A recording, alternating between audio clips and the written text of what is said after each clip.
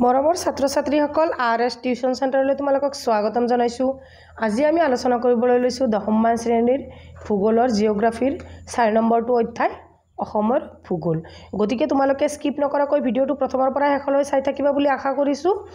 আজি এইটো ভিডিঅত আমি প্ৰশ্নাৱলীৰ লগতে পাঠত থকা যিবিলাক ইম্পৰ্টেন্ট কুৱেশ্যন, শৰ্ট কুৱেশ্যন, লং কুৱেশ্যন, কুৱেশ্যন বেংকত থকা ইম্পৰ্টেন্ট কুৱেশ্যন আৰু আগন্তুক যোৱা পৰীক্ষাবোৰত আহি যোৱা যিবিলাক কুৱেশ্যন এই কুৱেশ্যনসমূহ আমি এইটো ভিডিঅত আলোচনা কৰিম। গতিকে তোমালোকে স্কিপ নকৰাকৈ প্ৰথমৰ পৰা শেষলৈ চাই থাকা। চোৱা 1 নম্বৰ প্ৰশ্নটো ইয়াতে কি দিছে যে অসমৰ মাটিকালি জনসংখ্যা আৰু জনসংখ্যাৰ ঘনত্বৰ বিষয়ে তথ্য সহকাৰে চমুকৈ লিখা। চোৱা 1 নম্বৰটো এনসাৰটো চোৱা অসমৰ মাটিকালি ৭৮,৪৩৮ বৰ্গ কিলোমিটাৰ। এইটো মনত ৰাখিবা। এইটো শৰ্ট কুৱেশ্যন হিচাপত আহিব পাৰে। মই যিখিনি তোমালোকক MCQ আকাৰে আহিব পাৰে লং কুৱেশ্যনবিলাক বুজাই থাকোঁতে সেইখিনি মই তোমালোকক আণ্ডাৰলাইন কৰি দিম। তোমালোকেও বহি তেনেকৈ চাইডত এনেকৈ শৰ্ট কুৱেশ্যন আকাৰত MCQ আকাৰত লিখি থৈ দিবা।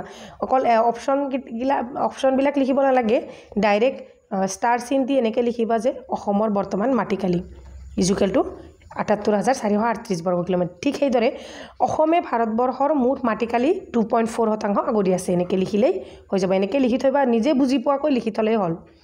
তাৰে পিছত চোৱা জনসংখ্যা 2011 চনৰ লোকপিয়ল অনুসৰি অসমত জনসংখ্যা 31,000,000 অযুত লাখ নিযুত কোটি 3,12,05,576 জন। ইয়াৰে ভিতৰত 15,939 লাখ পুৰুষ আৰু 15,266 লাখ মহিলা। 2001 চনৰ লোকপিয়ল মতে অসমৰ জনসংখ্যাৰ ঘনত্ব প্ৰতি বৰ্গ কিলোমিটাৰত কিমান? 398 জন। তাৰে পিছৰ প্ৰশ্নটো চোৱা অসমৰ শিক্ষিতৰ হাৰ কিদৰে বৃদ্ধি হৈছে চমুকৈ লিখা। গতিকে 1991 চনৰ লোকপিয়ল মতে অসমৰ শিক্ষিতৰ হাৰ আছিল 52.89%। 2001 চনত সেয়া 63.25% আৰু 2011 চনৰ লোকপিয়ল মতে 72.19% হয় গৈ। অৰ্থাৎ প্ৰতিটো দশকত অসমৰ ক্ৰমান্বয়ে শিক্ষিতৰ হাৰ বৃদ্ধি পাই অহা দেখা গৈছে। 1991 চনত লোকপিয়ল মতে পুৰুষৰ সাক্ষৰতাৰ হাৰ আছিল 61.90% আৰু মহিলাৰ সাক্ষৰতাৰ হাৰ আছিল 43%। গতিকে 2001 চনৰ লোকপিয়লত পুৰুষৰ সাক্ষৰতাৰ হাৰ হয় 71.28% আৰু মহিলাৰ সাক্ষৰতাৰ হাৰ হয় 54.61%। গতিকে 2001 চনৰ লোকপিয়ল মতে পুৰুষৰ সাক্ষৰতাৰ হাৰ হয় 77.85% আৰু মহিলাৰ সাক্ষৰতাৰ হাৰ হয় গৈ 66.27%। গতিকে চোৱা ইমান ধুনীয়াকৈ দিয়া আছে। ইয়াৰ পৰা শৰ্ট কুৱেশ্যন এটা হ'বই। তাৰপিছত 3 নম্বৰ প্ৰশ্নটো চোৱা 3 নম্বৰ প্ৰশ্নটো হৈছে 2011 চনৰ তথ্য মতে অসমত কেইখন প্ৰথম শ্ৰেণীৰ আৰু কেইখন দ্বিতীয় শ্ৰেণীৰ চহৰ আছে। ধুনীয়া কুৱেশ্যন। প্ৰথম শ্ৰেণীৰ চহৰ হৈছে 7খন। সেয়া হৈছে ক্ৰমান্বয়ে গুৱাহাটী, শিলচৰ, ডিব্ৰুগড়, যোৰহাট, নগাঁও, তিনিচুকীয়া আৰু তেজপুৰ। ইয়াৰে দ্বিতীয়টো চোৱা দ্বিতীয় শ্ৰেণীৰ চহৰ হৈছে 6খন। সেইকেইখন হৈছে ক্ৰমান্বয়ে ধুবুৰী, ডিফু, উত্তৰ লখিমপুৰ, কৰিমগঞ্জ, শিৱসাগৰ আৰু গোৱালপাৰা। তাৰে পিছৰ প্ৰশ্নটো চোৱা মনোযোগ দিবা প্লিজ। 1901 চনৰ পৰা 2011 চনলৈ অসমৰ জনসংখ্যাৰ বৃদ্ধি বিষয়ে আলোচনা কৰা। জনসংখ্যা সদায় একে নাথাকে। জন্মৰ হাৰ, মৃত্যুৰ হাৰ আৰু প্ৰব্ৰজনৰ বাবে জনসংখ্যাৰ বৃদ্ধি আৰু পৰিৱৰ্তন হয়। গতিকে তথ্য অনুসৰি 1901 চনত অসমৰ জনসংখ্যা আছিল 3,28,09,680 আৰু এই জনসংখ্যা ভাৰতৰ মুঠ জনসংখ্যাৰ 1.38%। 1941 চনত এই জনসংখ্যা বাঢ়ি 6,69,04,790 জন হয় গৈ। এই 4টা দশকত অসমৰ জনসংখ্যা দুগুণতকৈও অধিক বৃদ্ধি পায়। এই সময়ছোৱাত ভাৰতৰ মুঠ জনসংখ্যাৰ 2.10%লৈকে অসমত বাস কৰিছিল। গতিকে তাৰপিছত লিখিবা জনসংখ্যাৰ দশকীয় বৃদ্ধি লক্ষ্য কৰিলে দেখা যায় যে 1901 পৰা 11 দশকত অসমৰ জনসংখ্যাৰ বৃদ্ধিৰ হাৰ আছিল 16.99%। কিন্তু ইয়াৰ পিছত দশকত জনসংখ্যাৰ বৃদ্ধিৰ হাৰ হৈ গৈ 20.48%। পৰৱৰ্তী তিনিটা দশকত জনসংখ্যাৰ বৃদ্ধি প্ৰায় একেই আছিল। সেয়ে 1921-31 দশকত 19.93%, 1931 পৰা 41 দশকত 20.40% আৰু 1981 চনৰ পৰা 91 দশকত 19.93% হয়গৈ। তাৰপিছত পেৰাগ্ৰাফ চেঞ্জ কৰি লিখিবা, স্বাধীনোত্তৰ কালত ভাৰতৰ জনসংখ্যা দ্ৰুতগতিৰে বৃদ্ধি পায়। 1941 পৰা 61 চন আৰু 1961 পৰা 71 দশকত জনসংখ্যা 34.98% আৰু 34.95% বৃদ্ধি পায়। অৱশ্যে পৰৱৰ্তী দশককেইটাত জনসংখ্যা বৃদ্ধি ক্ৰমান্বয়ে কমি আহিছে। 1971 পৰা 81, 1981 পৰা 91, 1991 পৰা 2001, 2001 পৰা 2011 দশককেইটাত জনসংখ্যাৰ বৃদ্ধি আগতকৈ কম।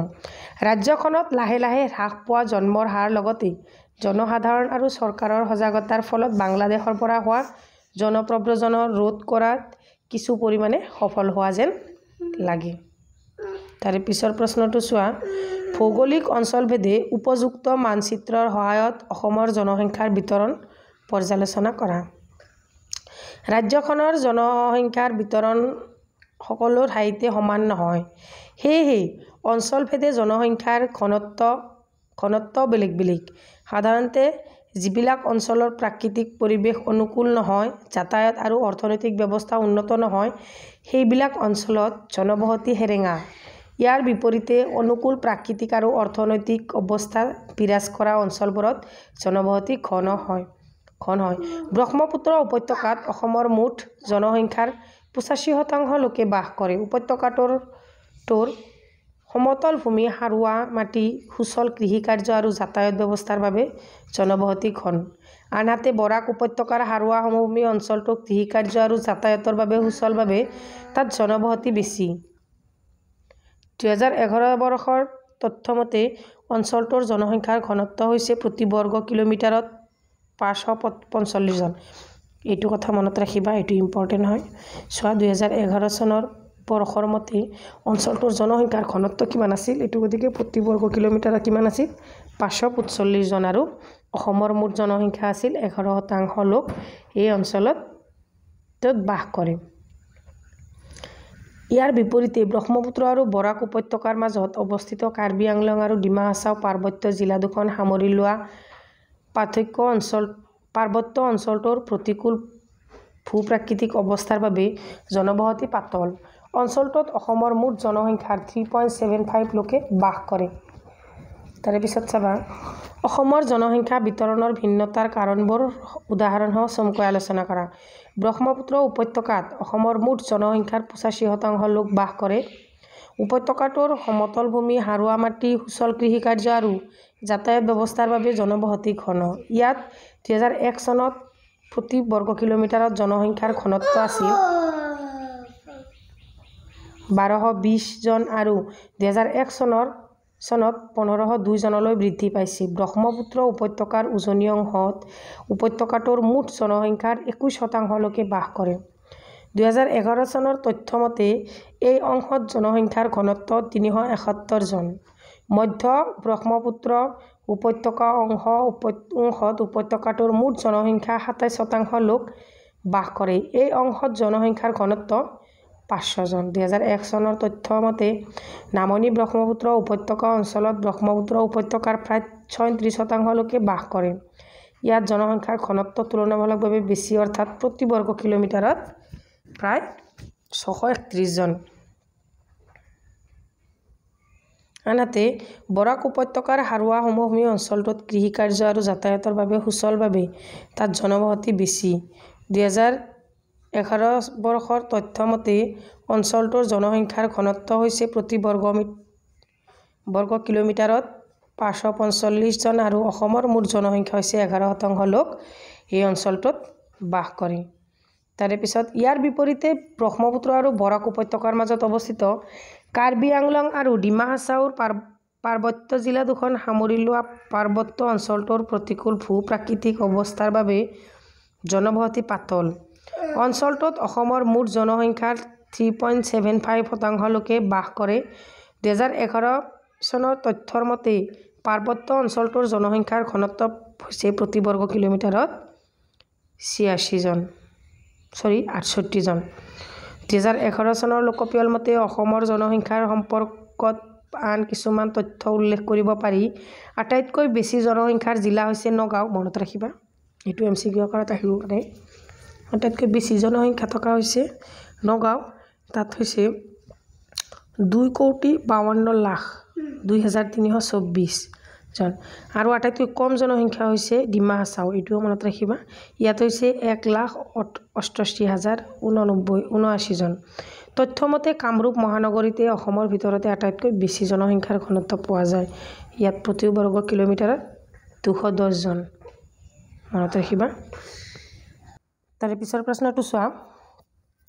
2011 চনৰ তথ্যমতে অসমৰ জিলাসমূহৰ ভিতৰত আটাইতকৈ বেছি জনসংখ্যা আৰু আটাইতকৈ জনসংখ্যা ঘনত্ব থকা আৰু আটাইতকৈ কম জনসংখ্যা আৰু জনসংখ্যাৰ ঘনত্ব থকা জিলাৰ নাম উল্লেখ কৰা। আটাইতকৈ বেছি জনসংখ্যা থকা জিলা হৈছে নগাঁও আৰু আটাইতকৈ বেছি জনসংখ্যাৰ ঘনত্ব থকা জিলা হৈছে কামৰূপ মেট্ৰ'। এইটো আমি সকলোৱে জানো।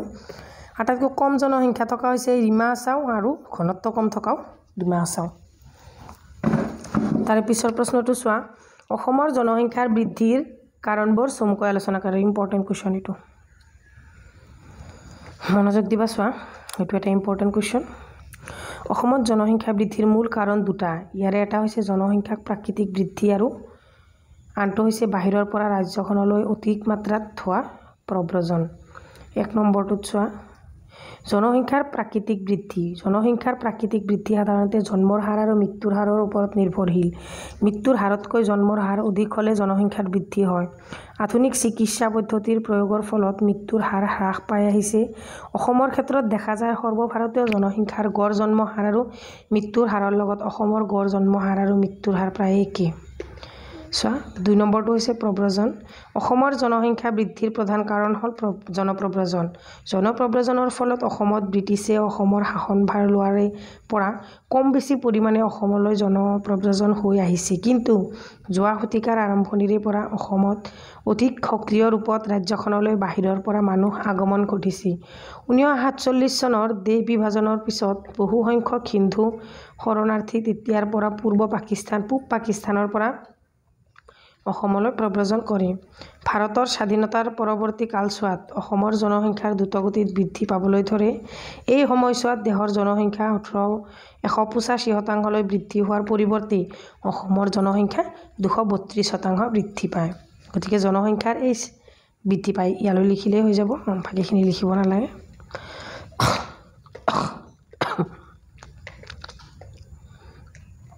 তাৰপিছত চোৱা। অসমলৈ প্ৰাচীন কালৰ পৰা বৰ্তমান সময়লৈকে হোৱা জনপ্ৰব্ৰজনৰ সোঁতবোৰ একাধিক্ৰমে উল্লেখ কৰা। চোৱা, ভাৰতৰ উত্তৰ পূৰ্বাঞ্চলৰ লগতে অসমৰ ৰাজ্যখনৰ বিশেষ ভৌগোলিক অৱস্থানৰ বাবে ইয়াৰ উত্তৰ পূব, দক্ষিণ আৰু পশ্চিম দিশৰ পৰা নানা জনগোষ্ঠী আৰু ভাষা-ভাষীৰ লোকৰ প্ৰাচীন কালৰ পৰা বৰ্তমান অসমলৈকে ৰাজ্যখনত আগমন ঘটি আছে। অসমৰ মনোমোহা প্ৰাকৃতিক পৰিৱেশ, প্ৰাচুৰ্যৰে ভৰা জলসম্পদ, নদ-নদী, উপত্যকাৰ সাৰুৱা মাটি, প্ৰচুৰ বৰষুণ আৰু নানা প্ৰজাতিৰ জীৱ-জন্তু আৰু উদ্ভিদৰ উপস্থিতিয়ে প্ৰব্ৰজনকাৰীসকলক বাৰুকৈয়ে আকৰ্ষণ কৰিছিল। সেয়েহে বিভিন্ন সময়ত অসমলৈ অনেক জনগোষ্ঠীৰ লোক আগমন ঘটিছিল। সমাজ বিজ্ঞানসকলে মতে অসমলৈ আগমন ঘটা প্ৰথম জনস্ৰোত আছিল অষ্ট্ৰিক জনগোষ্ঠীৰ লোকসকল। এওঁলোক দক্ষিণ-পূব এছিয়াৰ পৰা আহিছিল। মেঘালয়ৰ খাচীয়া আৰু জয়ন্তীসকলৰ এই জনগোষ্ঠীৰ লোক। অসমলৈ অহা দ্বিতীয় জনস্ৰোত আছিল তিব্বতীয় বৰ্মৰ ভাষা কোৱা মংগোলীয়সকল। এওঁলোক মধ্য এছিয়াৰ পৰা হিমালয় পৰ্বত অতিক্ৰম কৰি অসমলৈ আহিছিল আৰু অসমৰ পৰ্বত ভৈয়ামত বসবাস কৰিবলৈ লয়। ভৈয়ামত বাস কৰা জনজাতি বড়ো, মিচিং, তিৱা, দেউৰী, সোণোৱাল, কছাৰী আৰু পাহাৰ অঞ্চলত বাস কৰা কাৰ্বি, ডিমাছা, কুকি, গাৰো, মাৰ, হাজং, ৰেংমা, জেমি, নগা আদি এই জনজাতিৰ লোক। মংগোলীয় জনগোষ্ঠীৰ লোকসকল অহাৰ পিছত আৰ্য মূলৰ ভাষা কোৱা লোকসকল গংগা সমভূমি অঞ্চলৰ পৰা অসমলৈ আহিছিল। এওঁলোক আছিল মূলতঃ ককেচিয়া জনগোষ্ঠীৰ লোক। ব্ৰাহ্মণ, কায়স্থ, কলিতা, নাথ, যোগী, কৈবৰ্ত আদি জাতিৰ লোকসকল এই বংশৰ। 13 শতিকাৰ আৰম্ভণিতে সিন্ধু আৰ্যমূলৰ ইছলাম ধৰ্মাৱলম্বী এদল লোক কুতুবুদ্দিনৰ সেনাপতি মহম্মদ বিন বখতিয়াৰ খিলজীৰ নেতৃত্বত অসমত প্ৰৱেশ কৰিছিল। পিছত এই ইছলাম ধৰ্মী লোকসকলে ব্ৰহ্মপুত্ৰ আৰু বৰাক উপত্যকাত মুছলমান সম্প্ৰদায়ৰ সমাজ আৰু সংস্কৃতি গঢ়ি তোলে। তাৰে পিছৰ প্ৰশ্নটো চোৱা, অসমৰ আহোমসকলৰ জনগোষ্ঠীৰ পৰিচয় দাঙি ধৰা ইম্পৰ্টেণ্ট কুৱেশ্যন।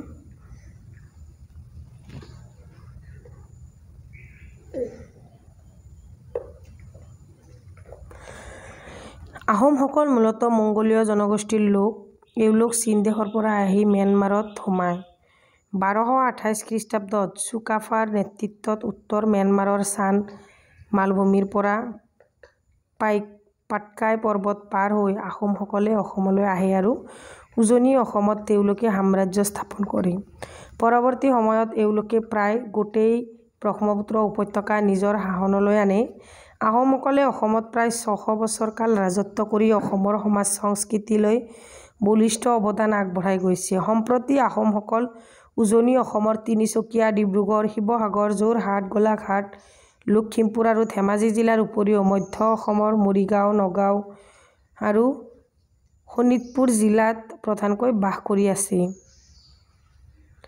তাৰে পিছৰ প্ৰশ্নটো চোৱা, পৰিবহণ ব্যৱস্থাই অসমৰ অৰ্থনৈতিক উন্নতিত কিদৰে সহায় কৰিছে চমুকৈ আলোচনা কৰা।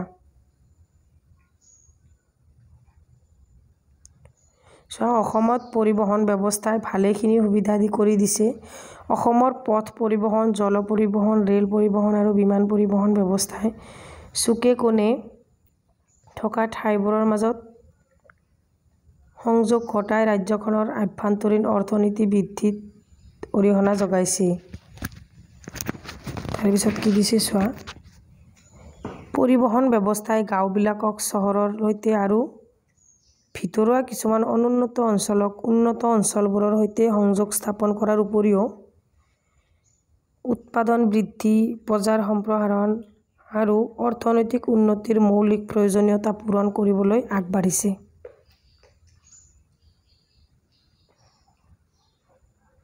তাৰে পিছৰ প্ৰশ্নটো চোৱা, অসমৰ জল পৰিবহণৰ বিষয়ে এটি চমু টোকা লিখা। অসমৰ জল পৰিবহণ ব্যৱস্থা মূলতঃ আভ্যন্তৰীণ জল পৰিবহণ ব্যৱস্থা। ভাৰতৰ মুঠ জল সম্পদৰ 32% অধিকাৰী অসমৰ ব্ৰহ্মপুত্ৰ, বৰাক আৰু ইয়াৰ উপনৈসমূহে মিলি এক বিস্তৃত পথৰ সৃষ্টি কৰিছে।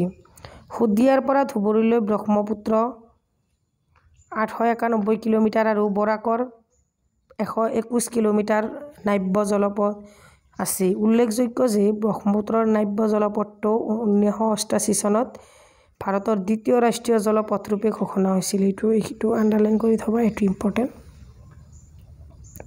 আনহাতে বৰাক নদীৰ ওপৰত থকা জলপথটো 2013 চনত ভাৰত চৰকাৰে ষষ্ঠ ৰাষ্ট্ৰীয় জলপথ ৰূপে স্বীকৃতি দিছে। এই দুটা জলপথেৰে চলাচল কৰা জাহাজৰ সহায়ত কম খৰচত মাল বস্তু পৰিবহণ কৰি অসমৰ লগতে সমগ্ৰ উত্তৰ পূৰ্বাঞ্চলৰ অৰ্থনৈতিক উন্নয়নত অৰিহণা যোগাইছে। তাৰপিছত পেৰাগ্ৰাফ চেঞ্জ কৰি লিখিবা, অসমত জল পৰিবহণ ব্যৱস্থা উন্নতিৰ অৰ্থে দুটা চৰকাৰী সংস্থাই প্ৰচেষ্টা চলাই আছে। এইটো ইম্পৰ্টেণ্ট। তাৰে এটা হৈছে কেন্দ্ৰীয় আভ্যন্তৰীণ জল পৰিবহণ নিগম আৰু আনটো হৈছে আভ্যন্তৰীণ জল পৰিবহণ সঞ্চালকালয়। পাণ্ডু, ধুবুৰী আদিকে ধৰি ব্ৰহ্মপুত্ৰৰ সৰু ডাঙৰ কেইবাটাও নদী বন্দৰ অসমত আছে। বৰ্তমানৰ সময়ত ব্ৰহ্মপুত্ৰ, বৰাক আৰু ইহঁতৰ উপনৈবিলাকত আভ্যন্তৰীণ জল পৰিবহণ বিভাগৰ 3টা মণ্ডলত সৰ্বমুঠ 96খন ফেৰী চলি আছে। যাত্ৰী আৰু মাল বস্তু কঢ়িয়াবলৈ ব্ৰহ্মপুত্ৰৰ দুয়োপাৰত 30,000তকৈও বেছি ফেৰীঘাট আছে। ইয়াৰ উপৰিও ৰাজ্যখনৰ সুচল পথ পৰিবহণ ব্যৱস্থা নথকাৰ ভিতৰুৱা অঞ্চল বিলাকক সামৰি যাত্ৰী আৰু বয় বস্তু কঢ়িওৱাৰ বাবে বিভাগটোৱে 61খন জাহাজ চলাচলৰ ব্যৱস্থা কৰিছে। তাৰোপৰি ব্যক্তিগত মালিকানাধীন ভালেমান ফেৰী সেৱা আৰু ফুটভুটি সেৱা অসংগঠিত খণ্ডত চলি আছে। তাৰে পিছৰ প্ৰশ্নটো চোৱা, অসমৰ পৰিবহণ ব্যৱস্থাৰ উন্নয়নৰ অন্তৰায় হিচাপে দেখা দিয়া 5টা প্ৰধান কাৰণ উল্লেখ কৰা। অসমৰ পৰিবহণ ব্যৱস্থাৰ উন্নয়নৰ অন্তৰায় হিচাপে দেখা দিয়া প্ৰধান কাৰণবোৰ হৈছে পাহাৰ পৰ্বত সমভূমি মালভূমি প্লাৱনভূমি জলাশয় আদিৰে বৈশিষ্ট্যপূৰ্ণ অসমৰ ভিন্ন ভূ-প্ৰাকৃতিক যাতায়াত ব্যৱস্থা সম্প্ৰসাৰণ কৰাৰ ক্ষেত্ৰত যথেষ্ট অসুবিধা হয়। বাট-পথ নিৰ্মাণ আৰু মেৰামতিৰ বাবে অসমৰ মাটিৰ গুণাগুণ ঠাই বিশেষে সিমান উপযুক্ত নহয়। তাৰোপৰি বাৰিষা কালত হোৱা প্ৰচুৰ বৰষুণৰ বাবে বাট-পথ সহজতে নষ্ট হয়। আকৌ বাট-পথ নিৰ্মাণৰ ক্ষেত্ৰত উপযুক্ত আধুনিক কৌশল আৰু প্ৰযুক্তি ব্যৱহাৰ নকৰাৰ ফলত কম দিনৰ ভিতৰতে বাট-পথৰ অৱস্থা শোচনীয় হয়। তাৰ পিছৰ পইণ্টটো, অসমত পৰ্যটন উদ্যোগৰ বিকাশৰ বাবে প্ৰচুৰ সম্ভাৱনা আছে যদিও ইয়াৰ উন্নয়নৰ বাবে এতিয়াও যথোপযুক্ত ব্যৱস্থা গ্ৰহণ কৰা হোৱা নাই। পৰ্যটন উদ্যোগৰ বিকাশৰ ক্ষেত্ৰত গুৰুত্ব দিলে ৰাজ্যখনৰ পৰিবহণ ব্যৱস্থা উন্নতি লাভ কৰিব। 4 নম্বৰটো চোৱা পইণ্ট, সময়ে সময়ে উদ্ভৱ হোৱা গোষ্ঠীগত আৰু সাম্প্ৰদায়িক সমস্যাৰ লগতে উগ্ৰপন্থীৰ সমস্যাৰ ফলত সৃষ্টি হোৱা সামাজিক আৰু ৰাজনৈতিক অস্থিৰতাৰ বাবে ৰাজ্যখনত দেশী বিদেশী বিনিয়োগ হ্ৰাস পাইছে। ইয়াৰ ফলত বেপাৰ বাণিজ্যৰ সম্প্ৰসাৰণ সীমিত হৈছে আৰু পৰিবহণ ব্যৱস্থা বাধাগ্ৰস্ত হৈছে।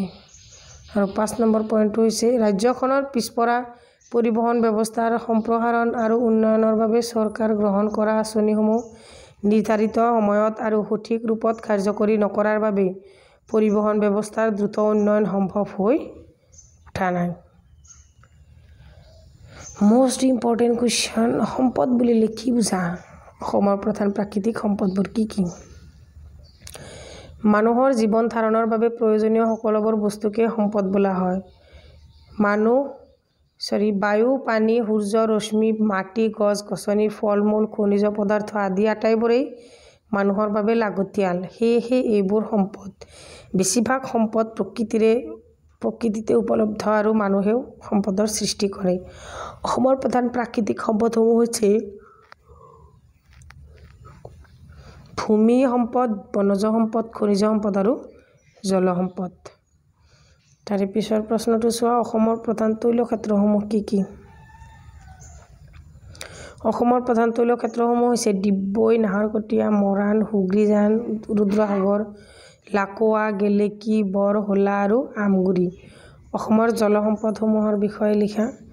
অসমখন জলসম্পদত চহকী ৰাজ্য। অসমত পৰ্যাপ্ত পৰিমাণে পৃষ্ঠজল আৰু ভূতল জল আছে।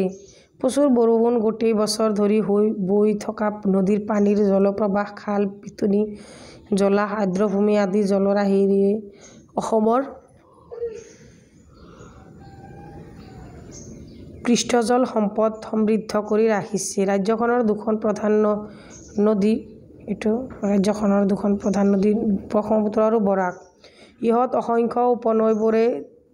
ইহঁতৰ অসংখ্য উপনৈবোৰে দেশৰ প্ৰায় 1/3 জলসম্পদ বহন কৰি ৰাখিছে। ৰাজ্যখনত অলেখ সৰোবৰ, পিটনি আৰু জলাশয়ৰ উপৰিও প্ৰায় 3000ৰো অধিক আৰ্দ্ৰভূমি আছে। এইবোৰত নানা প্ৰকাৰৰ মাছ আৰু বিভিন্ন প্ৰজাতিৰ জলজ উদ্ভিদ পোৱা যায়। পৃষ্ঠজল সাধাৰণতে বোৱতী নদ-নদীৰ জলৰাশি কৃষি কাৰ্যৰ লগতে ঘৰুৱা প্ৰয়োজনত উদ্যোগ আৰু জল পৰিবহণ খণ্ডৰ ব্যৱহাৰ হৈ আছে। আনহাতে সমগ্ৰ ব্ৰহ্মপুত্ৰ আৰু বৰাক উপত্যকাত ভূতল জলসম্পদ প্ৰচুৰ পৰিমাণে সঞ্চিত হৈ আছে। সমভূমি অঞ্চলত ভূমিপৃষ্ঠৰ পৰা 5 মিটাৰ গভীৰতাৰ ভিতৰতে ভূতল জলস্তৰ পোৱা যায়। পৃষ্ঠ জলৰাশিৰ দৰে ভূতল জলৰাশি ৰাজ্যখনৰ কৃষিৰ উপৰিও ঘৰুৱা আৰু ঔদ্যোগিক ক্ষেত্ৰত ব্যৱহাৰ কৰা হয়।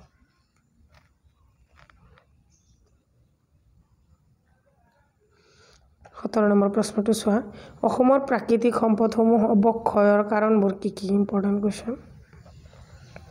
অসমৰ প্ৰাকৃতিক সম্পদসমূহ অৱক্ষয়ৰ কাৰণসমূহ উল্লেখ কৰা হ'ল।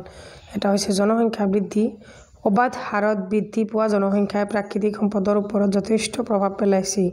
ন অঞ্চলত মানুহৰ বসতি হোৱাৰ ফলত অৰণ্য, কৃষিভূমি আদিৰো সংকুচিত হৈ আহিছে। বহুতো জীৱ-জন্তু বিলুপ্তি পাইছে।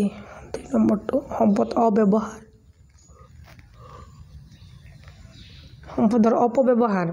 প্ৰাকৃতিক সম্পদসমূহ প্ৰকৃতিৰ মুক্ত দান বুলিও কোৱা হয়, কিন্তু এই পৰ্যন্ত মানুহে ইয়াৰ সৎব্যৱহাৰ কৰিবলৈ শিকা নাই। সম্পদ ব্যৱহাৰৰ ক্ষেত্ৰত মানুহৰ অদূৰদৰ্শী মনোভাৱেই দেখা যায়। 3 নম্বৰটো হৈছে বিজ্ঞানসন্মত পৰিকল্পনাৰ অভাৱ। সম্পদ সংৰক্ষণৰ ক্ষেত্ৰত উপযুক্ত নীতি আঁচনি প্ৰস্তুত কৰি তাক বাস্তৱায়িত কৰিবলৈ ব্যক্তিগত, সামাজিক বা চৰকাৰী পৰ্যায়ত তৎপৰতা দেখিবলৈ পোৱা নাযায়। বহু সময়ত চৰকাৰীভাৱে কোনো পদক্ষেপ ল'লেও জনসাধাৰণৰ মাজত সচেতনতাৰ অভাৱ সেইবোৰ অৰ্থহীন কৰে। 4 নম্বৰটো হৈছে পৰিৱেশ প্ৰদূষণ। মানুহৰ অবিবেচক কাম-কাজবোৰৰ ফলত পৰিৱেশ প্ৰদূষণ দ্ৰুতগতিত বৃদ্ধি পাইছে। নিৰ্বনানীকৰণ, উদ্যোগীকৰণ, নগৰীকৰণ আদিৰ প্ৰক্ৰিয়াত অব্যাহত থকাৰ ফলত সম্পদৰ ওপৰত অত্যাধিক হেঁচা পৰিছে। বায়ু, মাটি আৰু পানী প্ৰদূষণে আমাৰ চাৰিওফালে থকা প্ৰাকৃতিক সম্পদৰ ওপৰত বিৰূপ প্ৰভাৱ পেলাইছে।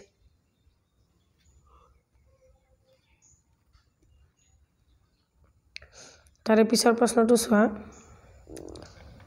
বৰ্ধিত জনসংখ্যাই প্ৰাকৃতিক সম্পদৰ ওপৰত কেনেদৰে প্ৰভাৱ পেলাইছে? প্ৰাকৃতিক সম্পদত চহকী অসম ৰাজ্যখনৰ প্ৰাকৃতিক সম্পদৰাজি বৰ্তমান সুৰক্ষিত অৱস্থাত নাই। দিনে দিনে প্ৰাকৃতিক সম্পদবোৰ ক্ষয় হ'বলৈ ধৰিছে। বৰ্তমান সময়ত প্ৰাকৃতিক কাৰকবোৰতকৈও মানৱজনিত কাৰকবোৰ বেছি প্ৰভাৱশালী ৰূপত সক্ৰিয় হৈ পৰিছে। যোৱা কেইটামান দশকত অসমৰ জনসংখ্যা দ্ৰুতগতিৰে বৃদ্ধি পাইছে। ফলস্বৰূপে প্ৰাকৃতিক পৰিৱেশৰ ওপৰত জনসংখ্যাৰ হেঁচা বাঢ়ি গৈছে। জনসংখ্যাৰ বৃদ্ধিৰ ফলত বিশেষকৈ জনবসতিৰ প্ৰসাৰ ঘটিছে আৰু খাদ্যশস্যৰ উৎপাদন বৃদ্ধি কৰিবলগীয়া হৈছে। কোনো ঠাইত হাবি-জংঘল পৰিষ্কাৰ কৰি আকৌ কোনো ঠাইত জলাশয় আদি পুতি মানুহৰ বসতি কৰিবলৈ লৈছে। তদুপৰি সাৰুৱা পলসুৱা কৃষিভূমি বসতিৰ বাবে ব্যৱহাৰ কৰা হৈছে। এইদৰে জনবসতি সম্প্ৰসাৰণৰ ফলত বনাঞ্চল, জলাশয়, আৰ্দ্ৰভূমি, কৃষিভূমি আদি মূল্যৱান সম্পদবোৰ ক্ৰমে হ্ৰাস পাই আহিছে। জনসংখ্যাৰ হেঁচাত ভূমিৰ ব্যৱহাৰৰ পৰিৱৰ্তন হৈছে আৰু অনুচিতভাৱে ভূমিৰ ব্যৱহাৰ কৰা হৈছে। ইয়াৰ ফলত ভূমি ক্ষয় আৰু ভূমিৰ উৰ্বৰতা হ্ৰাস, মৃত্তিকা প্ৰদূষণ আদি সমস্যাৰ সৃষ্টি হৈছে। তাৰ পিছত এইখিনি লিখিবা। বৰ্ধিত জনসংখ্যাৰ বাবে অধিক খাদ্যশস্য উৎপাদনত গুৰুত্ব দিবলগীয়া হোৱাত কৃষিভূমিৰ প্ৰয়োজন হৈছে। কিন্তু জনবসতিৰ বাবেও কৃষিভূমিৰ প্ৰয়োজন হোৱাত ৰাজ্যখনত কৃষিভূমি হ্ৰাস হ'বলৈ ধৰিছে। সেয়েহে মানুহে অৰণ্য আৰু আৰ্দ্ৰভূমি কৃষিভূমিলৈ পৰিৱৰ্তন কৰি কৃষিৰাজ্যৰ সম্প্ৰসাৰণ ঘটাইছে। আকৌ অধিক শস্য উৎপাদনৰ উদ্দেশ্যে কৃষিভূমিত অত্যাধিক ৰাসায়নিক সাৰ প্ৰয়োগ কৰাৰ ফলতো কৃষিভূমিৰ প্ৰাকৃতিক গুণাগুণ নষ্ট হৈছে। তাৰপিছত লিখিবা, মানুহৰ কাৰ্যকলাপৰ দ্বাৰা বন সম্পদো আক্ৰান্ত হৈছে। মানুহৰ ব্যক্তিগত ব্যৱহাৰ, উদ্যোগ, কাৰখানাৰ আৰু বিভিন্ন ধৰণৰ নিৰ্মাণ কাৰ্য আদি প্ৰয়োজনীয় কাৰ্যৰ বাবে মানুহে অবাধ হাৰত বনজ সম্পদ ধ্বংস কৰিবলৈ ধৰিছে। সময়মতে যদি ইয়াক ৰোধ কৰিব পৰা নাযায়, তেন্তে আজিৰ এই অসমৰ বনজ সম্পদ ধ্বংস হৈ শেষ হৈ যাব পাৰে। লাষ্টতে লিখিবা, সেইদৰে ৰাজ্যখনৰ বিশেষকৈ পৰিবহণ, উদ্যোগ আৰু শক্তি খণ্ডৰ উন্নয়নৰ অৰ্থে খনিজ সম্পদবোৰৰ ব্যৱহাৰ ক্ৰমাৎ বৃদ্ধি পাইছে আৰু নিশ্চিতভাৱে এদিন এই অনৱীকৰণযোগ্য সম্পদৰাজিৰ ভাণ্ডাৰ উদং হৈ পৰিব। তাৰে পিছত লিখিবা, বৰ্তমান সময়ত মানুহৰ অৰ্থনৈতিক কাম-কাজৰ পৰিসৰ বৃদ্ধি পাইছে। অসমত নগৰীকৰণ আৰু উদ্যোগীকৰণ প্ৰক্ৰিয়া ক্ৰমশ অগ্ৰসৰ হৈছে আৰু ফলত প্ৰাকৃতিক সম্পদসমূহৰ ওপৰত ইয়াৰ প্ৰত্যক্ষ আৰু পৰোক্ষ প্ৰভাৱ পৰিছে। উপযুক্ত পৰিকল্পনা অবিহনে নগৰীকৰণ আৰু উদ্যোগীকৰণ প্ৰক্ৰিয়া অব্যাহত থাকিলে ৰাজ্যখনৰ বায়ু, পানী, মাটি সকলো প্ৰদূষিত হ'ব। চোৱা তাৰে পিছৰ প্ৰশ্নটো চোৱা। 19 নম্বৰটো অসমৰ বৃহৎ জনসংখ্যা ৰাজ্যখনৰ বোজা, সমস্যা নে সম্পদ আলোচনা কৰা। ইয়াতে চোৱা, বৰ্ধিত জনসংখ্যাৰ সমস্যাই ৰাজ্যখনত বহুতো সমস্যাৰ সৃষ্টি কৰিছে। 2001 চনৰ লোকপিয়ল মতে অসমৰ মুঠ জনসংখ্যা হৈছে 61 নিযুত। এইটো আণ্ডাৰলাইন কৰি থবা। ইয়াৰে 15,939 লাখ পুৰুষ আৰু 15,266 লাখ মহিলা। ৰাজ্যখনৰ মুঠ জনসংখ্যাৰ 73% লোক শিক্ষিত। ইয়াৰ ভিতৰত পুৰুষৰ শিক্ষিতৰ হাৰ 78% আৰু মহিলাৰ শিক্ষিতৰ হাৰ হৈছে 67%। নগৰ আৰু গাঁৱৰ শিক্ষিতৰ হাৰ ক্ৰমে 88% আৰু 70%। চীন, জাপান আৰু আদি ৰাষ্ট্ৰৰ দৰে ভাৰত বা অসমৰ জনসংখ্যাৰ বয়স্ক লোকৰ দ্বাৰা ভাৰাক্ৰান্ত নহয়। অসমৰ মুঠ জনসংখ্যাৰ 35% লোকৰ বয়স 15 পৰা 34 বছৰ বয়সৰ। অফুৰন্ত কৰ্মদক্ষতাৰ সম্ভাৱনা থকা যুৱ প্ৰজন্মই ৰাজ্যখনৰ জনসংখ্যাৰ এক বুজন অংশৰ প্ৰতিনিধিত্ব কৰিছে। এই বৃহৎ যুৱক শক্তিক সঠিকভাৱে পৰিচালনা কৰি শিক্ষা-দীক্ষা, বুদ্ধিবৃত্তি, কাৰিকৰী দক্ষতা আদিৰ ক্ষেত্ৰত উপযুক্ত কৰি গঢ়ি তুলিব লাগিব। আনহাতে সমাজৰ দুৰ্বল শ্ৰেণীৰ লোকসকল, বিশেষকৈ দৰিদ্ৰ জনসাধাৰণৰ দৈহিকভাৱে অক্ষম লোকসকল আৰু মহিলাসকলৰ সবলীকৰণৰ বাবে কাৰ্যকৰী ব্যৱস্থা গ্ৰহণ কৰিলেহে প্ৰকৃতাৰ্থত মানৱ সম্পদৰ উন্নয়ন সম্ভৱ হ'ব। তাৰোপৰি দিনক দিনে বৃদ্ধি পাই থকা জনসংখ্যা নিয়ন্ত্ৰণ কৰাৰো প্ৰয়োজন আহি পৰিছে। তেতিয়াহে মানৱ সম্পদ উন্নয়নৰ ক্ষেত্ৰত থকা পৰিকল্পনাবোৰ সফলভাৱে ৰূপায়ণ কৰিব পৰা যাব। তাৰে পিছৰ প্ৰশ্নটো চোৱা, মানৱ সম্পদ গঢ়িবলৈ কেনে পদক্ষেপ গ্ৰহণ কৰিব লাগিব? অসমত দিনক দিনে বৃদ্ধি পাই থকা জনসংখ্যাৰ সময়মতে নিয়ন্ত্ৰণ নকৰিলে আৰু বৃহৎ জনসংখ্যা মানৱ সম্পদ হিচাপে গঢ়ি তুলিব নোৱাৰিলে জনসংখ্যাৰ সমস্যাই ৰাজ্যখনত ব্যাপক ৰূপ ধাৰণ কৰিব। ৰাজ্যখনৰ মুঠ জনসংখ্যাৰ 73% লোক শিক্ষিত। ইয়াৰ ভিতৰত পুৰুষৰ শিক্ষিতৰ হাৰ 78% আৰু মহিলাৰ শিক্ষিতৰ হাৰ 67%। নগৰ আৰু গাঁৱৰ শিক্ষিতৰ হাৰ ক্ৰমে 88% আৰু 70%।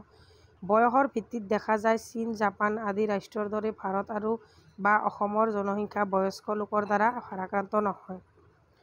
অসমৰ মুঠ জনসংখ্যাৰ 35% লোক বয়স 15 পৰা 34 বছৰ বয়সৰ। অফুৰন্ত কৰ্মদক্ষতাৰ সম্ভাৱনা থকা যুৱ প্ৰজন্মই ৰাজ্যখনৰ জনসংখ্যাৰ এক বুজন শক্তিক প্ৰতিনিধিত্ব কৰিছে। এই বৃহৎ যুৱক শক্তিক সঠিকভাৱে পৰিচালিত কৰি শিক্ষা-দীক্ষা, বুদ্ধিবৃত্তি, কাৰিকৰী দক্ষতা আদিৰ ক্ষেত্ৰত উপযুক্ত কৰি গঢ়ি তুলিব লাগিব। আনহাতে সমাজৰ দুৰ্বল শ্ৰেণীৰ লোকসকল, বিশেষকৈ দৰিদ্ৰ জনসাধাৰণৰ দৈহিকভাৱে অক্ষম লোকসকলক আৰু মহিলাসকলৰ সবলীকৰণৰ বাবে কাৰ্যকৰী ব্যৱস্থা গ্ৰহণ কৰিলেহে প্ৰকৃতাৰ্থত মানৱ সম্পদ উন্নয়ন সম্ভৱ হ'ব। তাৰে পিছত 21 নম্বৰ কুৱেশ্যনটো চোৱা, অসমৰ অৰ্থনীতিত কৃষি খণ্ডৰ ভূমিকা সম্পৰ্কে আলোচনা কৰা। Important question. অসম এখন, মই অলপ স্পীডত কৈ আছোঁ কিয়নো ভিডিঅ'টো নহ'লে বহুত দীঘল হৈ যাব। চোৱা, অসম এখন কৃষি প্ৰধান ৰাজ্য। অসমৰ সৰহসংখ্যক লোক কৃষিৰ ওপৰত জড়িত হৈ আছে। অসমৰ অৰ্থনৈতিক মূল ভেটি হৈছে কৃষি। অসমৰ মুঠ কৰ্ম-নিয়োজিত লোকৰ ভিতৰত 53%তকৈও অধিক লোক কৃষিখণ্ডত প্ৰত্যক্ষ আৰু পৰোক্ষভাৱে জড়িত হৈ আছে। কৃষিখণ্ডৰ লগত জড়িত উদ্যোগসমূহ হৈছে বন পালন উদ্যোগ, চাহ উদ্যোগ, ৰেচম উদ্যোগ, ৰবৰ উদ্যোগ, খাদ্য প্ৰস্তুতকৰণ উদ্যোগ, কাগজ উদ্যোগ, মীন পালন আৰু পশুপালন। খাদ্য প্ৰস্তুতকৰণ উদ্যোগত অসম নতুনকৈ সম্প্ৰসাৰিত উদ্যোগ বুলিব পাৰি। সাম্প্ৰতিক সময়ত অসমৰ খাদ্য প্ৰস্তুতকৰণ উদ্যোগৰ গুৰুত্ব বৃদ্ধি পাই আহিছে। অসমৰ হাবি-বনত পোৱা ফল-মূল, শাক-পাচলি আদি উদ্ভিদ আৰু বনৌষধি উদ্ভিদ এতিয়াও ব্যৱসায়িক ভিত্তিত গঢ়ি উঠা নাই। তাৰে পিছৰটো চোৱা, ৰেচম উদ্যোগ অসমৰ এটা প্ৰধান কৃষিভিত্তিক উদ্যোগ। অসমৰ পৰম্পৰাগতভাৱে প্ৰতিবিধ ৰেচম, এৰী, মুগা আৰু নুনী পাট উৎপাদন কৰা হয়। ভাৰতৰ উৎপাদন হোৱা এৰী-মুগা সূতাৰ 65% উৎপাদিত হয় অসমত। নুনী সূতাৰ উৎপাদন যিমানেই বেছি নহয়, অসমৰ মুগা সূতা পৃথিৱী বিখ্যাত। ভাৰতবৰ্ষৰ মুঠ উৎপাদিত মুগা সূতাৰ 97% অসমত উৎপাদিত হয়। ৰেচম উৎপাদনৰ লগত হস্ত-তাঁত উদ্যোগটোত অসমৰ উন্নয়ন ঘটিছে। বৰ্তমান অসমৰ 1 লাখতকৈও অধিক তাঁতশাল আছে আৰু 2 লাখ লোক প্ৰত্যক্ষ আৰু পৰোক্ষভাৱে বয়ন উদ্যোগৰ লগত জড়িত। চোৱা, তাৰে পিছত পেৰাগ্ৰাফ কৰি লিখিবা চাহ উদ্যোগ অসমৰ আটাইতকৈ বৃহৎ কৃষিভিত্তিক উদ্যোগ অসমৰ চাহ গোটেই বিশ্বজুৰি সুনাম আছে অসমৰ অৰ্থনৈতিক চাহে এবাৰ উল্লেখযোগ্য ভূমিকা পালন কৰি আহিছে 2012 চনৰ তথ্য মতে অসমৰ 765খন চাহ বাগিচা আছে আৰু 78,091খন ক্ষুদ্ৰ চাহ বাগিচা আছে 2012 চনত অসমৰ প্ৰায় 590,000 টন চাহ উৎপাদন হৈছিল চাহ উদ্যোগত গড়ে দৈনিক 6.86 লাখ লোক নিয়োজিত হৈ আছে ভাৰতৰ চাহ বৰ্ডৰ এক তথ্যৰ মতে 2001 চনৰ পৰা 16 চনলৈ অসমৰ চাহ উৎপাদন ভাৰতৰ মুঠ চাহ উৎপাদনৰ 50%তকৈও বেছি তাৰে পিছৰ প্ৰশ্নটো চোৱা অসমৰ কৃষি জলবায়ু অঞ্চল কেইটা কি এইকেইটাৰ বৈশিষ্ট্য লিখা অসমৰ কৃষি জলবায়ু অঞ্চল কেইটা হৈছে নামনি ব্ৰহ্মপুত্ৰ উপত্যকা অঞ্চল উত্তৰ পাৰৰ সমভূমি অঞ্চল মধ্য ব্ৰহ্মপুত্ৰ উপত্যকা অঞ্চল উজনি ব্ৰহ্মপুত্ৰ উপত্যকা অঞ্চল বৰাক উপত্যকা অঞ্চল পাৰ্বত্য অঞ্চল এই অঞ্চলকেইটাৰ বৈশিষ্ট্য হৈছে নামনি ব্ৰহ্মপুত্ৰ উপত্যকা অঞ্চলত 9.30 লাখ হেক্টৰ মাটিত খেতি কৰা হয় তাৰে 50.43% মাটিতহে এটাতকৈ অধিক শস্য খেতি কৰা হয় উত্তৰ পাৰৰ সমভূমি অঞ্চলত 5.37 লাখ হেক্টৰ মাটিত খেতি কৰা হয় তাৰে 62.57% মাটিত এটাতকৈ অধিক শস্য খেতি কৰা হয় মধ্য ব্ৰহ্মপুত্ৰ উপত্যকা অঞ্চলত 3.2 লাখ হেক্টৰ মাটিত খেতি কৰা হয় তাৰে 2.21% মাটি এটাতকৈ অধিক শস্য খেতি কৰা হয় তাৰে পিছত চোৱা মধ্য ব্ৰহ্মপুত্ৰ উপত্যকা অঞ্চলত 3.2 লাখ হেক্টৰ মাটিত খেতি কৰা হয় তাৰে 2.621% মাটি এটাতকৈ অধিক শস্য খেতি কৰা হয় উজনি ব্ৰহ্মপুত্ৰ উপত্যকা অঞ্চলত 3.20 লাখ হেক্টৰ মাটিত খেতি কৰা হয় তাৰে 31.29% মাটিত এটাতকৈ অধিক শস্য খেতি কৰা হয় তাৰে পিছৰ প্ৰশ্নটো চোৱা অসমত কি ধানৰ খেতি কৰা হয় এইকেইটাৰ বিষয়ে চমুকৈ লিখা চোৱা অসমত ধান অসমৰ প্ৰধান শস্য অসমৰ সকলো অঞ্চলতে এই খেতি কৰা হয় অসমত মূলতঃ 3 প্ৰকাৰৰ ধান খেতি কৰা হয় সেইকেইবিধ হৈছে আহু ধান শালি ধান আৰু বৰা ধান ইয়াৰ ভিতৰত শালি ধানৰ খেতি বিস্তৃতভাৱে কৰা হয় অসমৰ মুঠ ধানৰ খেতি কৰা মাটিৰ প্ৰায় 70% মাটিত শালি ধানৰ খেতি কৰা হয় ব্ৰহ্মপুত্ৰ আৰু বৰাক উপত্যকাৰ সাৰুৱা পলসুৱা মাটিত শালি খেতি ভাল হয় এই খেতি ৰোপণ পদ্ধতিৰে জুলাই আগষ্ট মাহত আৰম্ভ কৰি নৱেম্বৰ ডিচেম্বৰ মাহত চপোৱা হয় আহু খেতি সমভূমিৰ সাৰুৱা মাটিত কৰা হয় আৰু বিশেষকৈ নামনি অসমত এই খেতি বিস্তৃতভাৱে কৰা হয় আহু খেতি ৰোপণ আৰু সিঁচন দুই প্ৰকাৰে কৰা হয় ফেব্ৰুৱাৰী মাৰ্চ মাহত আৰম্ভ কৰি জুন জুলাই মাহত চপোৱা হয় বড়ো ধানৰ খেতিও কম বেছি পৰিমাণে অসমত কেইবাখনো জিলাত কৰা হয় এই ধানৰ খেতি সাধাৰণতে দ ঠাইবিলাকত শীতকালত আৰম্ভ কৰি বাৰিষা জুন জুলাই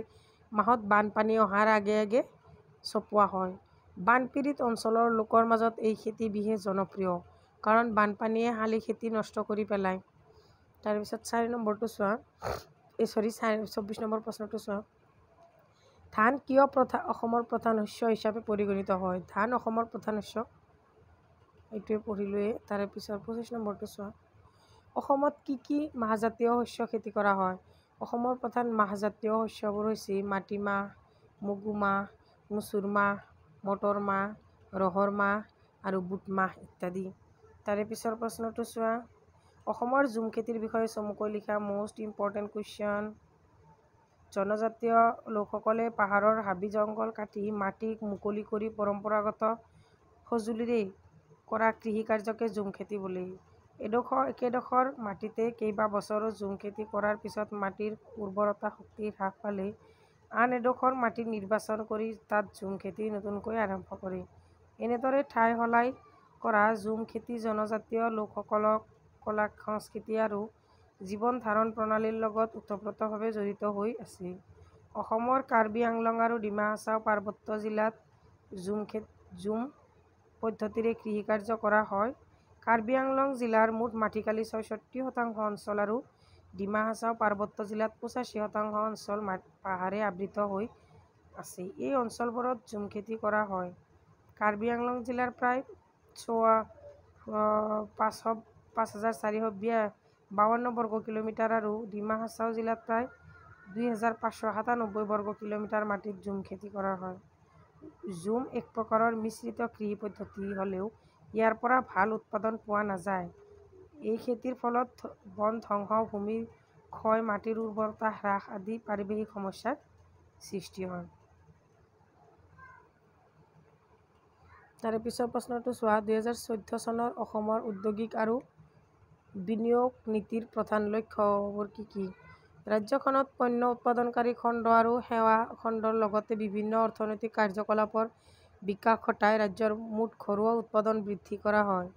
ৰাজ্যখনৰ বিশেষকৈ গ্ৰামাঞ্চলত জনমূৰি আয় আৰু নিয়োগৰ সুবিধা বৃদ্ধি কৰা হয়।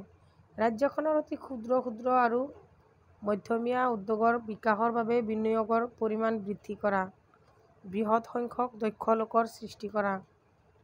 তাৰে পিছৰ প্ৰশ্নটো চোৱা, সেৱা খণ্ডৰ উদ্যোগ বুলিলে কি বুজা? উদাহৰণ দিয়া। অৰ্থনীতিত যিবোৰ উদ্যোগে উৎপাদিত সা-সামগ্ৰী উপভোক্তা আৰু গ্ৰাহকক উপলব্ধ কৰায়, সেইবোৰ খণ্ডৰ লগত জড়িত উদ্যোগক সেৱা খণ্ডৰ উদ্যোগ বোলা হয়। সেৱা খণ্ডৰ উদ্যোগবোৰ হৈছে বাণিজ্য, যোগাযোগ আৰু পৰিবহণ, পৰ্যটন উদ্যোগ, হোটেল ব্যৱসায়, বেংক আৰু বীমা, সকলো ধৰণৰ ব্যৱসায়, লোক প্ৰশাসন। উদাহৰণস্বৰূপে, বাণিজ্যৰ জৰিয়তে উপভোক্তাই উৎপাদিত সামগ্ৰী পায়। যোগাযোগ আৰু পৰিবহণ ব্যৱস্থাত উৎপাদিত সা-সামগ্ৰী এঠাইৰ পৰা আন এঠাইলৈ অনা-নিয়া কৰাৰ লগত জড়িত। তাৰে পিছৰ ইম্পৰ্টেণ্ট প্ৰশ্নটো চোৱা, অসমৰ প্ৰধান কৃষিভিত্তিক উদ্যোগবোৰ কি কি? অসমৰ প্ৰধান কৃষিভিত্তিক উদ্যোগসমূহ হৈছে বন উদ্যোগ, চাহ উদ্যোগ, ৰেচম উদ্যোগ, ৰবৰ উদ্যোগ, খাদ্য প্ৰস্তুতকৰণ উদ্যোগ আৰু কাগজ উদ্যোগ। তাৰে পিছৰ প্ৰশ্নটো চোৱা, অসমৰ চাহ উদ্যোগৰ বিষয়ে চমুকৈ লিখা। চাহ উদ্যোগ অসমৰ আটাইতকৈ বৃহৎ কৃষি ভিত্তিক উদ্যোগ। পৃথিৱীৰ ভিতৰতে অসমৰ চাহ সুনাম আছে। অসমৰ অৰ্থনীতিত এই উদ্যোগে এক উল্লেখযোগ্য ভূমিকা পালন কৰি আহিছে। অসমে অকলেই ভাৰতৰ মুঠ চাহ উৎপাদনৰ আধাতকৈ বেছি উৎপাদন কৰে। চাহ খেতিৰ বাবে অপ্ৰয়োজনীয় অনুকূল প্ৰাকৃতিক পৰিৱেশৰ বাবেই ৰাজ্যখনত চাহ উদ্যোগ গঢ়ি উঠিছে। অসমত ২০১২ চনৰ তথ্য মতে মুঠ ৭৬৫ খন চাহ বাগিচা আৰু ৭৮,০৯১খন ক্ষুদ্ৰ চাহ বাগিচা আছে। অসমৰ মুঠ ৩১৮,০০০ মাটিত চাহ খেতি কৰা হয়। চাহ উৎপাদনৰ ক্ষেত্ৰত দেখা যায়, ২০০৯ চনত অসমে ৫০০,০০০ টন আৰু ২০১২ চনত প্ৰায় ৫৯০,০০০ টন চাহ উৎপাদন কৰিছিল। চাহ উদ্যোগটোৱে অসমত এক বুজন সংখ্যক লোকক কৰ্মসংস্থাপন দি আহিছে। অসমৰ চাহ উদ্যোগত গড়ে দৈনিক ৬.৮ লাখতকৈও অধিক লোকে নিয়োজিত হৈ আছে। ভাৰতৰ চাহ বোৰ্ড এক তথ্য অনুসৰি অসমৰ ক্ষুদ্ৰ চাহ খেতিয়কসকলে প্ৰায় ৮৫,০০০ হেক্টৰ মাটিত চাহ খেতি কৰি প্ৰায় ১০৭,০০০ টন চাহ উৎপাদন কৰিছে।